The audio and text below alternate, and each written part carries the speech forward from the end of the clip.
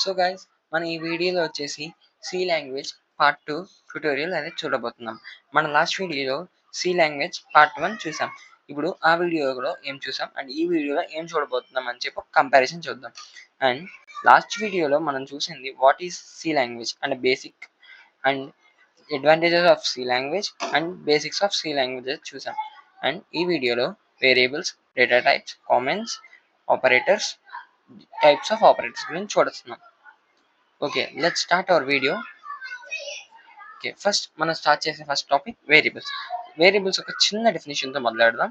A variable is a named storage location in the memory that can hold a value which can be changed during the program's execution. ఒక variable అనేది ఇక్కడ ఏం చెప్తున్నాడంటే, ఒక variable అనేది ఒక named storage value location. ఇప్పుడు మనం ఎక్కడికి వెళ్ళాలన్నా ఒక లొకేషన్ ఉంటుంది. ఆ లొకేషన్ ఉంటేనే కదా మనం ఒక డెస్టినేషన్ కింద వెళ్ళగలం. సేమ్ అలాగే ఒక స్టోరేజ్ యొక్క లొకేషన్ కి మనం నేమ్ ఇస్తున్నాం. ఆ నేమ్ ఇందులో ఒక మెమరీ ఎక్కడ ఉంటుంది? మన కంప్యూటర్లో. మనకైతే మెమరీ బ్రెయిన్లో, మన కంప్యూటర్లో సిపియులో పీరోమ్ అండ్ పీరోమ్ అని చెప్పి చాలా మెమరీ యూనిట్స్ ఉంటాయి. అందులో మెమరీలో చాలా లొకేషన్స్ ఉంటాయి. ఆ లొకేషన్, ఒక లొకేషన్ కి మనం ఒక నేమ్ ఇచ్చి దానికి ఒక వాల్యూ హోల్డ్ చేయమని అసైన్ చేస్తున్నాం ఇక్కడ. ఓకే, ఈ వాల్యూ అనేది ప్రోగ్రామ్ ఎగ్జిక్యూషన్ టైంలో చేంజ్ అవుతూ ఉంటుంది, అంటే మనం చేంజ్ చేసుకోవచ్చు.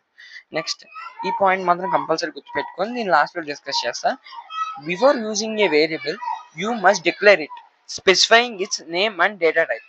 అంటే ఒక వేరియబుల్ యూజ్ చేసే ముందు మనం దాన్ని డిక్లేర్ చేయాలి. దాంతోపాటు మనం డేటా టైప్ని కూడా ఇవ్వాలి. ఓకేనా? Next, explanation of variables. ఇప్పుడు పాతగా చెప్పిన డెఫినేషన్ చాలా మందికి అర్థమే ఉండదు. సో మనం ఇప్పుడు ఒక చిన్న ఎగ్జాంపుల్ చదువు. నేను ఇక్కడ తీసుకున్న ఎగ్జాంపుల్ ఏంటంటే పిగ్గీ బ్యాంక్.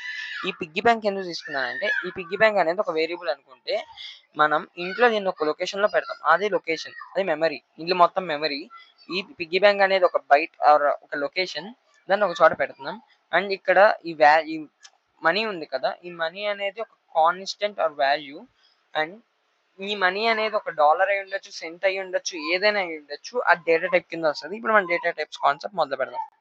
డేటా టైప్ అంటే మనకి 3 టైప్స్ ఉంటుంది. అంటే మేజర్లీ 2 టైప్స్ మనం చూస్తాం. అండ్ థర్డ్ టైప్ అనేది మనం అసలు వాడడం. అదే వాడడం ఏంటంటే యూజర్ డిఫైన్ డేటా టైప్. అసలు ఇది వాడడం. మన ఈ టాప్ 2లో ఏంటంటే primary data type and secondary data type. Primary data type అంటే 4 ఇంక్లూడ్ అయి ఉంటాయి. Int, char, float, double. And secondary data type అంటే ఎరే అండ్ పాయింట్. మనం ఇంట్, క్యార్, ఫ్లోట్, డబుల్ చూసుకుంటే, ఇంట్ అంటే ఒక ఇంటీజర్ అని మీకు ఇక్కడ ఒక టేబుల్ ప్రొజెక్ట్ అయింది కదా ఇప్పుడు. ఇక్కడ ఇంట్ అంటే ఒక whole number and without decimal లో ఉన్న ఏ నెంబర్ అయినా మనకి ఇంటీజర్ కింద వస్తుంది, నెగిటివ్ అయినా పాజిటివ్ అయినా. అండ్ దీనికి పట్టే సైజ్ వచ్చేసి మెమరీలో 2 to 4 bytes. 2 అంటే ఒక కంపైలర్ మీద డిపెండ్ అయ్యేది. కొన్ని కంప్యూటర్స్ 2 తీసుకుంటుంది, కొన్ని కంప్యూటర్స్ 4 తీసుకుంటుంది. మెమరీలో 2 or 4 bytes సైజ్ అనేది అయితే కలిగి ఉంటుంది ఇది. నెక్స్ట్, ఫ్లోట్ అనేది ఒక decimal value and it's 6 to 7 decimal digits వరకు మనం దీంట్లో మెయింటైన్ చేయొచ్చు. ఇది 4 bytes అనమాట.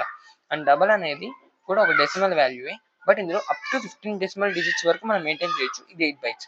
అండ్ క్యారెక్టర్ అనేది ఒక సింగిల్ క్యారెక్టర్, అంటే ఒక లెటర్ అయి ఉండొచ్చు, ఒక నెంబర్ అయి ఉండొచ్చు, ఆస్కీ వాల్యూస్ అనేవి మీకు సపరేట్ షార్ట్ లో చేస్తాను, లేదంటే ఒక సింగిల్ వీడియో చేస్తాను.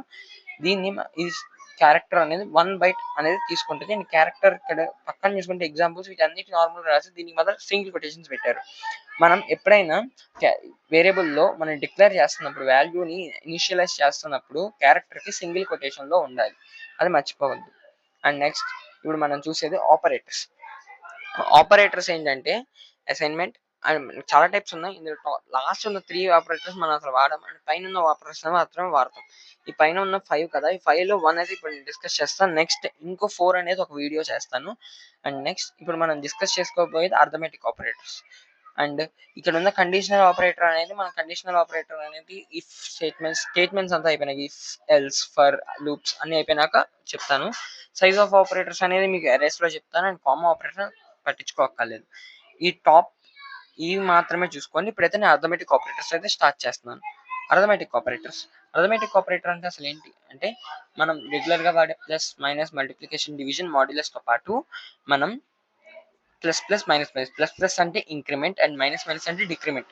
ఇక్కడ ప్లస్, ఎడిషన్, మైనస్, సబ్ట్రాక్షన్ ఇవంతా మీకు తెలిసిందే. కానీ మాడ్యులస్ అంటే ఏంటంటే, ఇప్పుడు మీరు డివిజన్ చేస్తే రిమైండర్ ఉంటుంది కదా, ఆ రిమైండరే ఇక్కడ మాడ్యులస్ జనరేట్ చేస్తుంది. అండ్ మీరు డివైడ్ చేసిన 2 నెంబర్స్‌ని మీరు మధ్యలో మాడ్యులస్ సింబల్ మార్చితే సరిపోద్ది. దానికి ఎగ్జాంపుల్ అయితే చూపిస్తాను. అండ్ నెక్స్ట్ ఒక 2 మినిట్స్ టైం ఇవ్వండి. నేనైతే నా కంపైలర్ అనేది ఓపెన్ చేస్తున్నాను. ఓకే గైస్, ఇప్పుడైతే నేను నా కంపైలర్ అయితే ఓపెన్ చేశాను. అండ్ నేనైతే ఆల్రెడీ ఫైల్ అయితే సేవ్ చేసి పెట్టుకున్నాను. దానికోసం కంట్రోల్-O కొట్టి ఫైల్ అనేది తీసుకోవాలి. అండ్ ఇది ఇక్కడ ఉంది నా ఫైల్. అండ్ అయితే ఇది ఇప్పుడు మనం నేర్చుకోబోయే టాపిక్ అనమాట కొంచెం. అండ్ ఇక్కడ మీ ప్రింట్ఎఫ్లో ఇవి ఎందుకు రాశారైతే కంగారు పడకండి, మొత్తం నేను చెప్తాను. ఫస్ట్ మనం లాస్ట్ వీడియోలో అయితే మనం స్ట్రక్చర్ ఆఫ్ సి ప్రోగ్రామింగ్ నేర్చుకుందాం. హ్యాష్ ఇంక్లూడ్ stdio.h ఎందుకు రాస్తాం, నెక్స్ట్ మెయిన్ అంటే ఏంటి, ఇవన్నీ నేర్చుకున్నాం కదా. ఇప్పుడు డిక్లరేషన్ గురించి ఫస్ట్ చూద్దాం. డిక్లరేషన్ ముందు కామెంట్స్ గురించి చెప్తాను. కామెంట్స్ అంటే ఇలా మీరు ఒక లైన్ దగ్గర ఎక్కడైనా డబుల్ స్లాష్ రాశారంటే ఇంకా ఈ స్లాష్ తర్వాత వచ్చే ఏదైనా అంటే ఈ లైన్లో అంటే ఇప్పుడు ఇక్కడ ఉంది, దీని తర్వాత మీరు ఏది రాసినా కూడా అవన్నీ కౌంట్ అవ్వవు. మీరు ఏదైనా రాయొచ్చు. సో దీనికి ఎందుకు వాడతారంటే ఏదైనా ఒక లైన్ అని తీసేయాలన్నా, లేదంటే ఈ లైన్ యొక్క ఎక్స్ప్లెనేషన్ పక్కన రాసుకోవాలన్నా వాడతారు. ఇప్పుడు ఇది హెడర్ ఫైల్ అని చెప్పి నేను మర్చిపోతాను అనుకుంటే దాని పక్కనే రాసేస్తా. అది కామెంట్ యొక్క యూస్. అండ్ డిక్లరేషన్ ఏంటంటే సింపుల్ డిక్లరేషన్. లైక్ ముందు మనం డేటా టైప్, తర్వాత variable name equal to variable value. మనం డేటా టైప్ అనేది ఇంతక ప్రైమరీలో ఇంట్, క్యార్, ఫ్లోట్, డబుల్ అని చూసుకున్నాం. నేనైతే ఇక్కడ ఇంట్ తీసుకుంటున్నాను. ఇక్కడ కింద చూసుకుంటే క్యార్, ఫ్లోట్, డబుల్ అన్నీ తీసుకున్నాను. ఇంట్ అండ్ ఏ అంటే ఇక్కడ ఏంటంటే variable name and equal to నేను ఇంటీజరే ఇవ్వాలి, ఇక్కడ ఇంకేమీ ఇవ్వకూడదు. నెక్స్ట్ ఇంట్ డి ఈక్వల్ టు 20. మన వేరియబుల్ ఏదైనా ఇవ్వచ్చు, but be careful and be cautious while writing the variable because variables are case sensitive. అంటే ఇక్కడ మీరు డి అని ఇస్తే ఇక్కడ మీరు క్యాపిటల్ డిఏ ఇవ్వాలి. ఇక్కడ మీరు నేను స్మాల్ డి ఇస్తానంటే అసలు అవ్వదు, క్యాపిటల్ డిఏ ఇవ్వాలి. నెక్స్ట్ మీరు వేరియబుల్స్లో special characters like percentage, dollar symbol అవేమి యూజ్ చేయకూడదు. మీరు యూజ్ చేసే ఒకే ఒక క్యారెక్టర్ ఏంటంటే అండర్ స్కోర్. అది కూడా మీరు వాడచ్చు, ఓన్లీ అది మాత్రం వాడచ్చు. Next small caps, small letters and capital letters కూడా వాడుకోవచ్చు వేరియబుల్ డిక్లేర్ చేయడానికి, వేరియబుల్ నేమ్ ఇవ్వడానికి. ఇలా చూసుకుంటే క్యార్కి ఈ ఫ్లోట్కి డబుల్కి కూడా అక్కర్లేదు. మనం క్యార్ గురించి మాట్లాడుకుంటే char equal to string. Char string equal to A అని ఇచ్చాను, ఆర్ అని ఇచ్చాను. ఇక్కడ స్ట్రింగ్ అని ఎందుకు ఇచ్చాను, నార్మల్గా ఏదో ఇవ్వాలి కదా అని చెప్పి ఒక వేరియబుల్ నేమ్ ఇచ్చేసాను. మీరు ఏదైనా ఇచ్చుకోవచ్చు. అండ్ నెక్స్ట్ నేను ఇంతకు చెప్పినట్టే డబల్ కొటేషన్స్లో ఇవ్వాలి, సింగిల్ కొటేషన్స్లో ఇవ్వాలి, డబల్ కొటేషన్స్లో మీరు వర్డ్ ఇవ్వాలి. ఏదైనా వర్డ్ ఇస్తుంటే డబుల్ కొటేషన్స్లో, సింగిల్ కొటేషన్స్లో అయితే మీరు ఏదైనా లెటర్ ఇస్తుంటే సింగిల్ కొటేషన్స్లో. అయితే ఇది చూస్తే ఇక్కడ సింగిల్ కొటేషన్లో ఆర్ ఇచ్చాను, ఇక్కడ పర్సెంటేజ్ సి ఇచ్చాను, పర్సెంటేజ్ డి. వీటిని టైప్ స్పెసిఫైయర్స్ అంటారు. ఈ టైప్ స్పెసిఫైయర్స్ ఏంటంటే ప్రతి డేటా టైప్కు మారుతూ ఉంటాయి. ఇప్పుడు డేటా టైప్ ఇంట్ అయితే పర్సెంటేజ్ డి వాడాలి, డేటా టైప్ క్యారెక్టర్ అయితే పర్సెంటేజ్ సి. అదే డేటా టైప్ స్ట్రింగ్ అయితే స్ట్రింగ్ అనేది కూడా మీకు నెక్స్ట్ వీడియోస్లో మీకు చెప్తాను, అది గురించి వదిలేయండి. డేటా టైప్ ఫ్లోట్ అయితే percentage F, data type double అయితే పర్సెంటేజ్ ఎల్ఎఫ్. అండ్ దీన్ని ఎలా వాడాలంటే మనం ప్రింట్ఎఫ్ అంటే ఇప్పుడు ఒకవేళ మనం కన్సోలర్ మీద మనం ప్రింట్ చేయాలి 10 అనే నెంబర్, అందుకని చెప్పి ప్రింట్ఎఫ్ ఎందుకు వాడతాం, ప్రింట్ చేయడానికి వాడతాం. ప్రింట్ఎఫ్ డబుల్ కొటేషన్స్లో పర్సెంటేజ్ డి ఎందుకు వాడానంటే ఇక్కడ ఇంటీజర్ అని డేటా టైప్ కాదు, పర్సెంటేజ్ డి వాడా. అండ్ నెక్స్ట్ ఈ స్లాష్ అని గురించి ఒక 2 మినిట్స్ మర్చిపోండి. నేను స్లాష్ అని అయితే ఏమి లేదు ఇక్కడ, అంటే మర్చిపోండి, నేను తర్వాత చెప్తాను ఈ స్లాష్ అని. అండ్ డబుల్ కొటేషన్ బయటకు వచ్చేసి కామా పెట్టి ఏ అని ఎందుకు ఇచ్చానంటే వేరియబుల్ నేమ్ ఇవ్వాలి. అసలు ఇలాగే ఎందుకు ఇవ్వాలంటే syntax of the C language. మనం సింటాక్స్ని ఫాలో అవ్వాలి, రూల్స్ని ఫాలో అవ్వాలి, ఇదనమాట. అదే సేమ్ ఇదే ప్రాసెస్. ఒకవేళ మీరు క్యారెక్టర్ రాస్తే పర్సెంటేజ్ సి పెట్టాలి అంతే. అండ్ స్లాష్ అని ఎందుకు వాడానంటే ఇక్కడ చూసారు కదా, స్లాష్ అనేది స్పేసింగ్ ఆఫ్ లైన్స్. అంటే మీరు ఒక లైన్కి ఇంకో లైన్, అంటే ఇప్పుడు మీరు ఒకవేళ ఈ స్లాష్ అని తీసేసి రాస్తే అంతా ఒకే లైన్లో కనపడుతుంది, అంతా ఒకే లైన్లో ప్రింట్ అవుతుంది. అదే స్లాష్ అని పెడితే అన్ని డిఫరెంట్ లైన్స్లో ప్రింట్ అవుతాయి.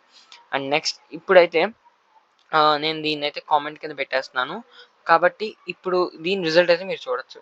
దీని రిజల్ట్ వచ్చేసి అన్ని డిఫరెంట్ లైన్స్లో ప్రింట్ అవుతాయి. అండ్ నెక్స్ట్ ఇక్కడ మీరు అబ్జర్వ్ చేస్తే మనకి ఈ సి ప్రోగ్రామ్ అనేది సీక్వెన్షియల్గా ఉంది. చూస్తే ఫస్ట్ లైన్ ఈ లైన్ అయిన తర్వాత ఈ లైన్, అంటే ఇక్కడ చూసే ఆర్డర్లో వచ్చింది, సీక్వెన్షియల్గా ఉంది. మీరు ఎలా పడితే అలా వెళ్ళదు సి ప్రోగ్రామ్ అనేది. అండ్ నెక్స్ట్ ఇప్పుడు ఇది తీసేద్దాం. అండ్ నెక్స్ట్ ఇప్పుడు మనం క్యారెక్టర్ పర్సంటేజ్ డి అనేది ఎందుకు వాడతామంటే మీకు చెప్పాను కదా ఇంటీజర్ అని. ఇప్పుడు నేను ఒక 2 ఇంటీజర్స్ మధ్యలో సమ్ చేయాలనుకుంటే సేమ్ ప్రింట్ఎఫ్లో పర్సంటేజ్ డి రాసేసి ఇక్కడ మనం డేటా వాల్యూ దగ్గర ఇక్కడ మనం ఇంతక వేరియబుల్ నేమ్ ఇచ్చాం కదా అక్కడ ఇవ్వాల్సింది మధ్యలో ఆపరేషన్. అంటే ఇప్పుడు నేను మైనస్ అంటే డి మైనస్ సి అని ఇవ్వచ్చు, అంటే ఏ మైనస్ డి, లేదా మనకి ఇష్టమైనది ఇవ్వచ్చు. సేమ్ అదే విధంగా అవ్వచ్చు. లేదంటే నాకు అలా వద్దు బ్రో, నేనైతే కొంచెం విచిత్రంగా ఏంటంటే నేను ఇంకో వేరియబుల్ని డిక్లేర్ చేసి దాంట్లో ఇది పెట్టి తర్వాత ఇస్తానంటే అది మీ ఇష్టం. నేను ఇక్కడ ఇంకా చూస్తున్నాను కదా ఇంటి sum equal to a plus b అని చెప్పి ఒకటి తీసుకున్నాను. అండ్ నెక్స్ట్ అది వేరియబుల్ కింద తీసుకున్నాను. నెక్స్ట్ ఇక్కడ సమ్ అనేది ఒకటి ఇస్తున్నాను. అండ్ ఇప్పుడు నేను దీన్ని ప్రింట్ చేస్తే నాకు ఇక్కడ సమ్ ప్రింట్ అవుతుంది, లైక్ 30 అని ప్రింట్. చూసారా 30 అని ప్రింట్ అయింది. సేమ్ అదే విధంగా మీరు ఇంతకలాగైనా ఇవ్వచ్చు, ఈ విధంగా అయినా ఇవ్వచ్చు. అండ్ నెక్స్ట్ మీకైతే పర్సంటేజ్ ఇప్పుడు మైనస్ చేసి చూపిస్తాను. ఈ లైన్ తీసేస్తాను. ఇక్కడ మనం ఏ మైనస్ డి మైనస్ ఏ చేస్తున్నాను. చూసుకుంటే ఇప్పుడు మనకి ఇక్కడ ప్రింట్ అవ్వాలి. 10 అని ప్రింట్ అయింది.